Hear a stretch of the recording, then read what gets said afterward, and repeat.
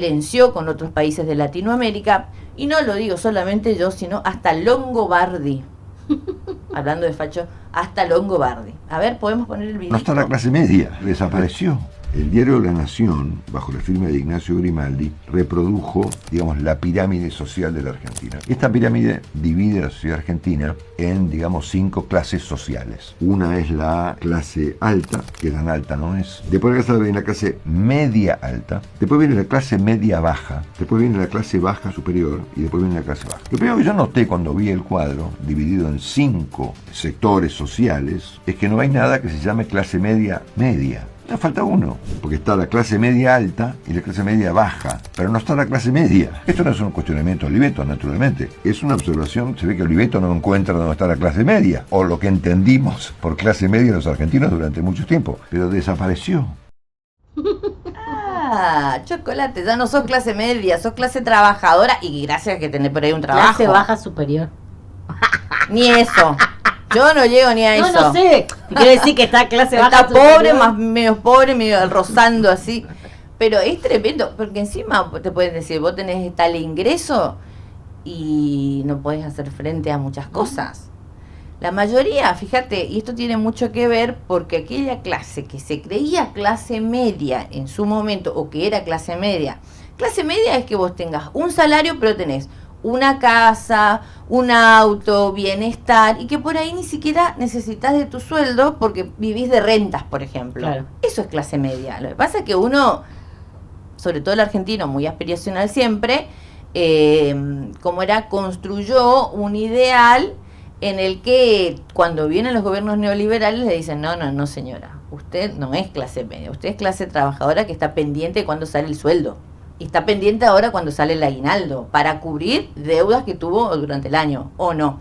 Fíjate lo que publicó Noticias del 6, en este caso. Inquilinos en crisis, salarios estancados, deudas masivas, hunden el mercado inmobiliario. Esto es uno. Y esto que te mandé, el atraso masivo en el pago de... sí, está bien, en el pago justamente de los alquileres, que sí, contábamos ya el lunes. Lo que hablábamos el lunes, sí. Que justamente hay un atraso masivo en el pago de alquileres, ya ni siquiera son propietarios de algún buen ambiente, de una casita, de lo que sea, porque tampoco se están construyendo más tantas obras y viviendas como antes, siguen ajustados y por ahí se la ven complicado durante el año. Sí, es lo que hablaba el otro día, justamente acá habla también Julio González de Garupá Propiedades, que decía que antes del día 10 todos pagaban, ahora muchos llegan al final del mes o directamente pasan al siguiente esperando el aguinaldo para pagar los alquileres. Ya no están llegando a cubrir el valor del alquiler, que era lo que primero vos pagabas, vos cobrabas, ibas y pagabas el alquiler, después el agua y luz, y después veías como subsistías, sí, lo que te quedaba para comida y alguna diversión. Sí, para alguna salida, o para ahorrar y rogar que no se te rompa la lavarropa, la heladera, el aire, nada. Bueno, ahora, en su momento todo el mundo se compró aire acondicionado, pantallas LED, y después vino un funcionario macrista y dijeron, le ilusionaron, le dijeron que esa gente podía tener una pantalla LED, no señor. Sí, o un celular. O un celular, hasta eso nos cuestionaban, qué tremendo. Y otro de los puntos, el sector forestal de la provincia de Misiones, esto publicó diario El Territorio. La industria forestal de Misiones, pilar histórico de la economía provincial y generadora de miles de empleos, atraviesa su peor momento de la historia. Sí, esto da, según la drástica definición de Hugo Escalada, que es presidente del Instituto Forestal Provincial, Infopro. Esta dependencia, única en su tipo a nivel nacional, es un testigo directo de una crisis que amenaza con una ola de cierres y despidos en la cadena de valor de la madera. Oh, Dios. Dice, el sector registra una sostenida caída de ventas en todos los subsectores, donde desde aserraderos, muebles, pallet, construcciones con madera, tanto la demanda de madera en el mercado interno como las exportaciones están deprimidas. Bueno, la pérdida de rentabilidad, todo eso es a través de que no hay compras, y no hay compra, no tenés que vender. Plata solamente aquellos que exportan. Exactamente. Un grupo muy minoritario. Muy porque pequeño. Yo veo, por ejemplo, la planta de Arauco, en Puerto Piraí, que se suponía era el sector aserradero más grande de Latinoamérica, así se inauguró hace unos años. Entran y salen camiones todo el día, también redujo en la cantidad de personal, en horario, y ya no pagan horas extras. Por ejemplo, sé porque tengo mis cuñados que trabajan ahí, en Puerto Piraí, y ellos siguen, pero es la exportación. Claro. No sé a dónde va, a Brasil, a otros países seguro, pero son esas multinacionales las que se siguen sosteniendo en detrimento de todos los pequeños aserraderos de nuestra provincia. El sector forestal está complejo y lamentablemente siempre queda gente sin trabajo. Ese es el punto. Ese es el efecto. Porque el empresario que no puede mantener la empresa y no le queda otra que ir achicando hasta que llega el momento que si no funciona tiene que cerrar. Y sí, porque no tiene cómo sostener. Pasa en todos lados, ¿no? Y Periodismo Misionero publicó hoy, esta es una nota de Mario Pernigotti, me pareció muy interesante, dice, en 2 años de gobierno libertario se perdió la mitad de los empleos de la construcción. Fíjense este dato, hasta fines del 2023 en Misiones se superaban los 9.000 obreros que tenían trabajo. Esto ha cambiado drásticamente en la actualidad, apenas hay 4.853 empleados, también caen otros indicadores del sector. Sí, durante el gobierno libertario, militario así. Más bueno, o menos. Libertario, Misiones perdió prácticamente 1 de cada 2 empleos de la construcción registrado que ostentaban. Al no existir inversiones ni partidas para la obra pública, esta dejó de ser una dinamizadora del sector, y eso fue acompañado por una caída general del nivel de actividad en la provincia de la Tierra Colorada. Bueno, esto es lo que está sucediendo, estas imágenes están muy buenas porque son todos trabajadores. Ahí hay datos, mira, durante 2025 Misiones, Misiones ostentaba apenas 4.853 puestos, eso representa una caída de 4.190 puestos menos o una baja del 46,3% con respecto a los trabajadores que había en septiembre del 2023, que superaban los 9.000. Históricamente, Misiones venía teniendo una ocupación cercana a los 10.000 puestos en el rubro construcción. Sí, así es. Bueno, es un dato lamentable. Ahora, ¿dónde hablamos va toda esta de gente, no? 10.000 personas, que son 10.000 familias. Sí. Constituidas entre 3, 4, 5 personas cada familia. O sea, hay que hacer un número. ¿Qué va a hacer después una persona con 50 años, ponerle 45, 50 sin trabajo? Que trabajaba en la construcción de manera hasta registrada, porque UOCRA siempre se caracterizó por defender a todos los trabajadores de la construcción. Yo me acuerdo la preocupación de UOCRA, le habíamos hecho varias notas en la pandemia, ¿viste? Porque estaba todo paralizado. Y ahora, cuando de entrada asumió Milei, se paralizó la obra pública. Por ende, muchos quedaron en la calle y se iban al sector privado. Algunos tenían un restito, invirtieron, pero ahora está paralizado. Contamos el otro día de los materiales de la construcción, que es lo que más cayó en las ventas ahora también. Y tiene que ver con eso, porque hay un freno hasta de la obra privada. Sí, no, está caro la construcción. Bueno, 17 horas 40 minutos en todo el país, 3765-1608-60. Este gobierno de la Libertad dice que va a cobrar 0% en los impuestos para quienes quieran traer los teléfonos celulares de otros lados, ¿no? Esto lo había comunicado Adorni, y obviamente el lugar más perjudicado en este caso es Tierra del Fuego. Tenemos el recorte de lo que decía Adorni en una conferencia, que es jefe de gabinete de la Nación, Ahora sí. Buen día a todos. En primer lugar, quería comentarles que a partir de un decreto que se va a publicar llegando al cierre de la semana, seguramente entre jueves o viernes, el Gobierno Nacional va a eliminar por completo los aranceles de importación de celulares, que hasta ahora eran del 16% y van a pasar a ser del 0%. Esto se va a producir en 2 etapas. En la primera se van a bajar los aranceles del 16 al 8% y tendrá un efecto inmediato a partir de la publicación del decreto, que será, como dije, entre jueves o viernes. La segunda, se eliminarán los aranceles por completo, es decir, se los llevará a 0 y tendrán efecto a partir del 15 de enero del año que viene, del 2026. Adicionalmente, se bajarán también los impuestos internos que pagan los celulares, televisores y aires acondicionados importados del 19 al 9,5% y para los producidos en Tierra del Fuego del 9,5% al 0%.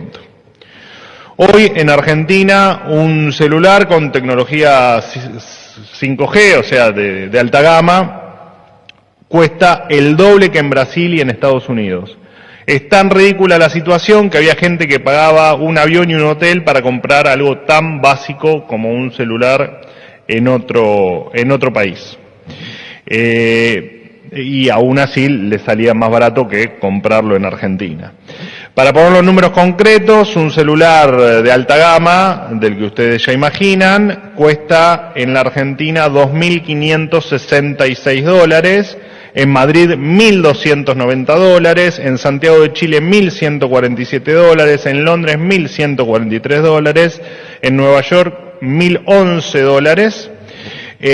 Y si me voy a las computadoras... Son detalles que por ahí vos decís, bueno, ahora me voy a poder comprar un celular, no puede pagar el alquiler, te vas a comprar un iPhone, por ejemplo, es una comparación.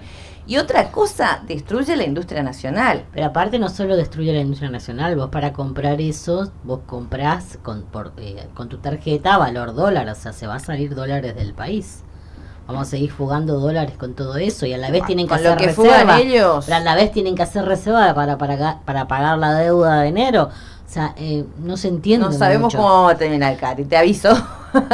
No se entiende. Yo la única realidad veo es que esto te dicen, no hay inflación, yo veo que las cosas todos los días más caros en los supermercados, las impagables tarifas de luz porque ya no hay subsidio nacional, no porque la provincia remarcó en el valor de la electricidad en Misiones, por ejemplo, se paga cada vez más el agua, el alquiler impagable, gente que son desalojadas, o sea, esa es la realidad. Acá en la placita, el 80% de los productos que no se vende, o sea, bajó ese es un termómetro, digo, de la sociedad. Inclusive ir al Paraguay bajó, ya no va ya tanta ni siquiera va a Paraguay. No hay efectivo circulante. Por supuesto.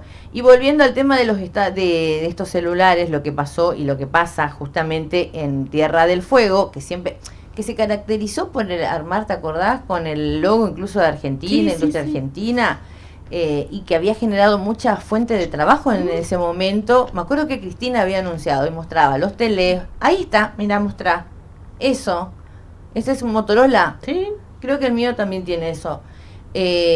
Bueno, ahora vas a tener con la bandera de cualquier otro país del mundo y no, la de seguramente de Arabia, no sé dónde van a traer los productos ahora, ¿viste? Viste que todo el mundo está contento porque puede traer cosas de China. Sí, pero también ¿hace cuánto te duran? No te duran nada. Bueno, la industria nacional que siempre se caracterizó hasta en la ropa, en los calzados, ahora todo es berreta. El presidente de ADIMRA alertó por la situación crítica del deterioro general en Tierra del Fuego. Helio del Rey advirtió por el aumento del desempleo, una caída en la producción, un incremento de las importaciones, apuntó directamente a la apertura comercial del gobierno de Milei. La industria es el motor principal de la economía fueguina y esto obviamente que en la baja, mejor dicho, de las ventas aumentó el desempleo porque reducen en la cantidad de trabajadores, hay una caída en la producción, incremento de importaciones, esto que perjudica directamente, por ejemplo, a la provincia. Ellos tienen este problema. Nosotros tenemos, por ejemplo, el tema de los yerbateros, la desregulación y todo eso que quedó en la nada y va a quedar en la nada, porque ¿qué se puede hacer? ¿Qué se puede hacer? ¿Se van a tener que transformar en cualquier otra cosa menos productores de yerba? O buscar, o sea, no sé cómo quedó el tema del precio de la hoja, o van a terminar vendiendo su producción a los grandes empresarios que le van a pagar 2 mangos con 50, como pasó en la época del fines de los 90 y toda la etapa de los 2000. Recuerden que cómo surgen las ferias francas por los mismos productores en la provincia fue en la época de crisis de los 2000, que muchos empiezan a sacar sus yerbales para ponerse a poner lechuga, tomate y armar sus productos para la feria. Sí. Así surgen las ferias francas en la provincia, que surgió en Oberá y después empezamos a ver en Posadas, El Dorado, que hasta el día de hoy funcionan. Pero ese fue el origen. Me acuerdo que yo trabajaba en el diario y hice una producción, en el diario hice una producción de 4 salidas en el diario contando la historia de estos yerbateros, que era el oro verde, cómo había dejado de ser oro para pasar a ser una lechuga, un tomate, una papa, porque tenían, y ellos te contaban con tan pena que eran chacras que habían trabajado de chico con sus abuelos, sus tíos, sus padres, de generación en generación, sí. Y que tuvieron que diversificarse, dejar la chacra, y inclusive hubieron casos que sus hijos se quedaron a ayudar porque no podían ni siquiera mantenerlos para mandarlos a estudiar a algún lado. Y otros vendieron. Y otros los vendieron directamente porque a los más grandes. Sí, incluso, tal cual, ¿no? tal cual. Que eso siempre pasa. Los más poderosos Sí. acaparan todo. Y bueno, recuerdo, todo. viste, que hacían, las mujeres se dedicaban a hacer todo lo que era picle, la mermelada, todos los productos caseros que veíamos en las ferias, y después iba y tenían su plantación de lechuga, tomate, zanahoria, pepino, de todo lo que tenían. Pero tuvieron que diversificarse, y la provincia, me acuerdo, que tuvo un rol importante porque los ayudaba a capacitarse y a formar sus quintas. Ujú. Pero que no era lo que ellos venían haciendo, que era su trabajo de años y de siglos y de épocas.